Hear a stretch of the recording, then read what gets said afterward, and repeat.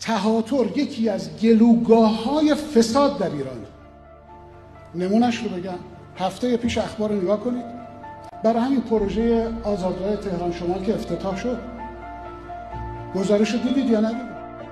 پولی در بساط نیست که ما جیب خالی پوز عالی، هم میخوایم کیسه خالی باشه، هم میخوایم 1000 تا پروژه عمرانی انجام بدیم این برای کشور.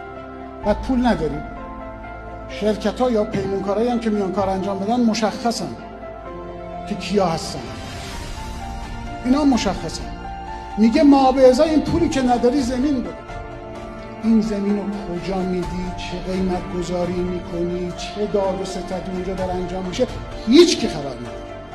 یه خبرنگار یه گوشه یه سندی میزنه بیرون میگه آقا زمین، مرغوب ترین زمین به متری 1400 تومان.